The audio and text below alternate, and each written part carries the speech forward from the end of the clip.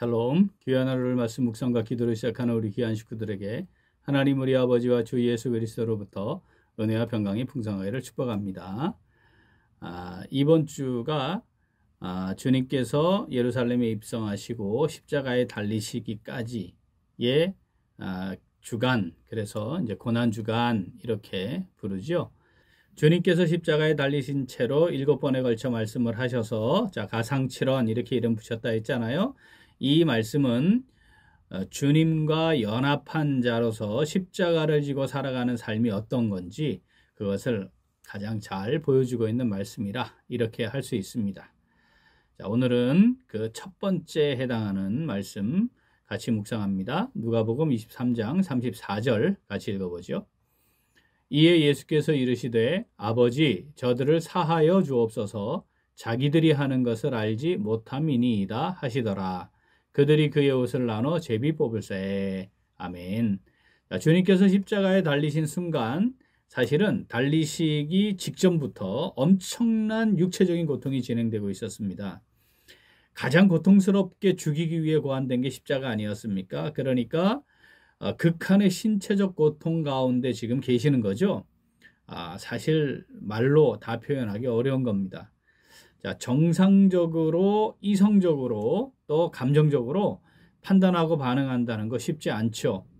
그러한 육체적 고통, 그 가운데 계신 상황이었다는 거죠. 그런데 이 육체적 고통과 차원이 다른 또 다른 고통이 있었습니다. 그것은 3년을 함께 생활하며 교훈과 기적들을 직접 체험한 제자들이 배신하고 주님의 곁을 떠난 겁니다.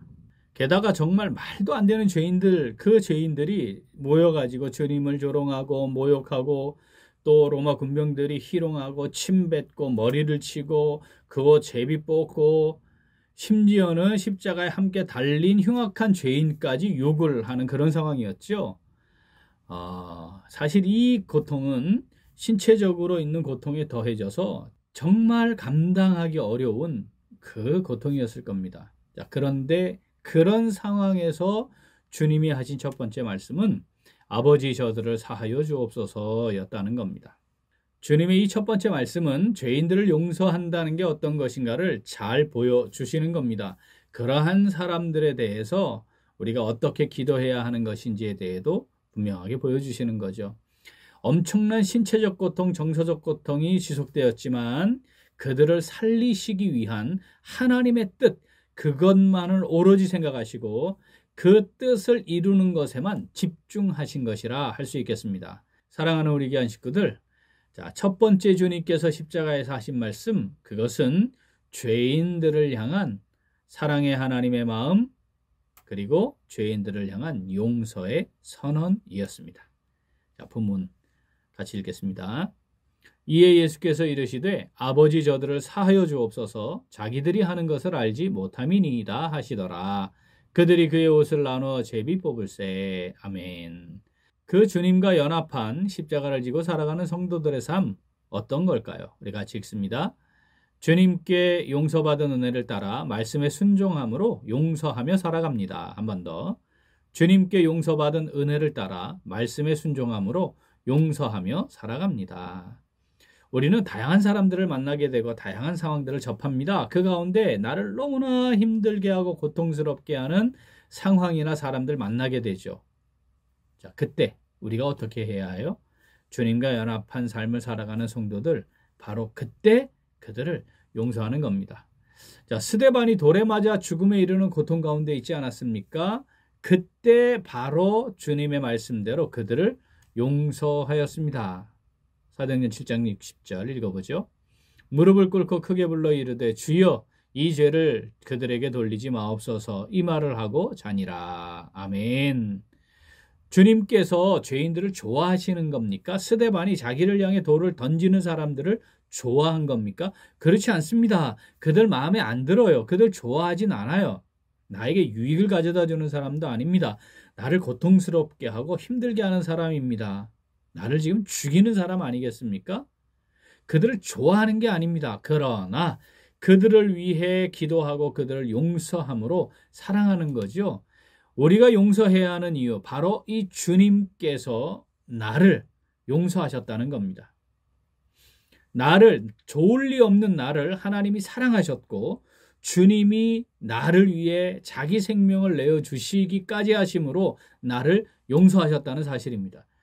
그것을 깨달은 성도들, 그 용서받음 때문에 용서하게 되는 거죠. 내가 주님 앞에는 절대 용서받을 수 없는 사람인데 나를 향해 있는 죄인들은 사소한 죄를 지은 사람들이죠. 그러니까 용서할 수 있는 겁니다. 주님께서 하신 비유대로 하자면, 자, 1만 달란트 얼마예요? 6조 원 정도 돼요. 그거 탕감받은 거예요. 100데나리온 얼마예요? 1000만 원 정도 되는 거죠. 자, 이 사람을 탕감해 주는 거, 이거 지극히 당연한 거 아니겠습니까? 6조 원 탕감받았는데 1000만 원 당연히 탕감해 줘야 되는 거죠. 그걸 탕감 안 해주면 6조 원 탕감받은 게 은혜라고 여기지 않는 사람입니다. 그 사람은 용서받을 자격이 없는 사람, 용서가 뭔지 모르는 사람이라는 거죠. 우리는 산상보훈을 통해 주님께서 우리가 우리에게 죄 지은 자를 사하여 준 것 같이 우리의 죄를 사하여 주시옵고 이렇게 기도하라고 하는 말씀 우리가 깊이 묵상했습니다. 우리가 만일 다른 사람을 용서하지 아니하면 하나님 아버지께서도 우리를 용서하지 않을 거야. 너희들 그러니까 용서받았니? 용서받은 그 은혜를 알고 있니? 용서해야 해. 이렇게 말씀하시는 거죠. 나를 살리시기 위해 자신의 생명을 내어주신 주님과 연합한 사람 아닙니까?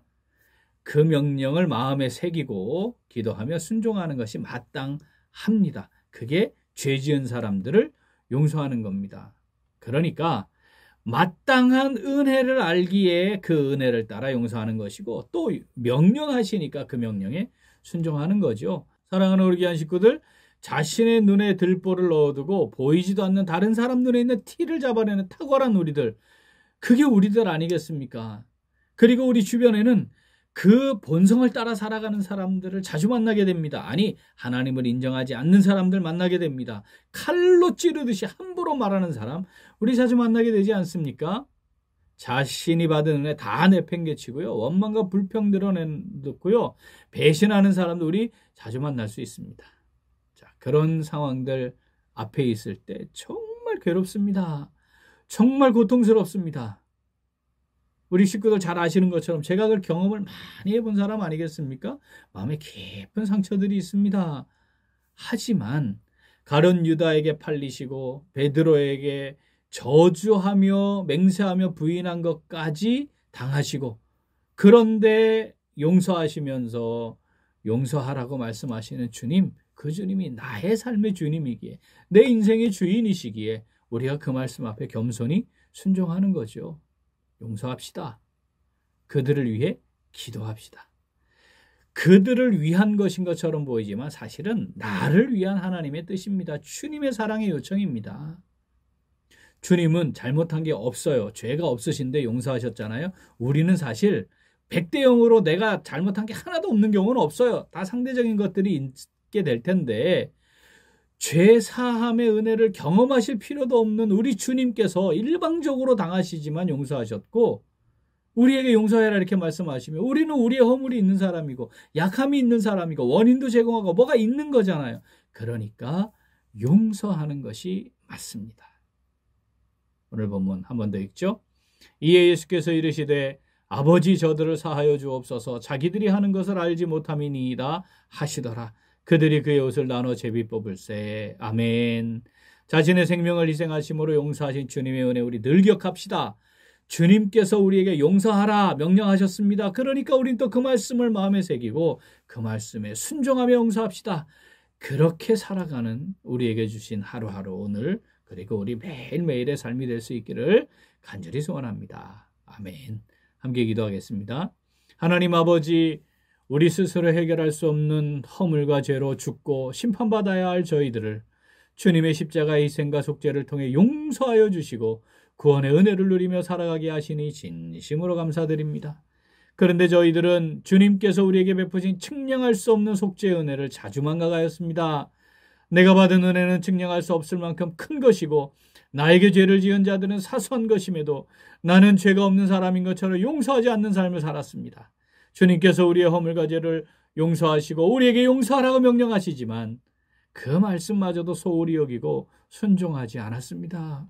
내 눈에는 들보가 있는데도 다른 사람의 눈에 있는 티를 잡아내고 그것을 가지고 비난하고 비판하고 정죄하기까지 하는 어리석은 자였습니다. 하나님 아버지, 이 시간 회개합니다. 하나님 아버지, 저희들을 긍휼히 여겨주시고 용서하시고 용납하여 주시옵소서. 이제 자신의 생명을 희생하심으로 용서하신 주님의 은혜를 늘 마음에 새겨 기억하고 주님께서 용서하라고 명령하시는 말씀 마음에 새겨 순종하며 그 순종을 함으로 용서하며 살아가기를 간절히 소원합니다. 하나님 아버지, 성령으로 저희들을 붙잡아 주시옵소서. 함께 하시며 인도하여 주시옵소서. 감사드리며 예수님 이름으로 기도합니다. 아멘. 오늘 도구 기도는 참된 영성을 가진 교회가 되기 위하여 기도하겠습니다. 먼저 마음을 새롭게 함으로 변화를 받는 교회가 되기 위하여 기도하겠습니다. 우리 교회가 참된 회개와 성령의 내주하심 가운데 날마다 새로움을 경험하는 교회가 되도록 기도하겠습니다. 또한 기도가 중단되지 않는 교회가 되기 위하여 기도하겠습니다. 날마다 하나님과의 인격적 교통이 이루어지며 하나님의 뜻에 내 뜻을 굴복시키는 올바른 기도가 중단되지 않는 교회가 되도록 기도 제목 보시면서 함께 기도하겠습니다. 이어서 육신의 연약함으로 치료 중에 있는 식구들과 생활에 어려움을 겪고 있는 식구들과 군복무 중인 형제들과 타 지역에서 머물고 있는 교회 식구들과 학업 중에 있는 청년들 위해 기도하시고, 이번 주 토요일 여랩동의부에서 진행하는 아버지 학교에 우리 많은 성도들 참여할 수 있도록 기도하시고, 우리 각자 기도 제목 가지고 함께 기도하겠습니다. 기도합니다.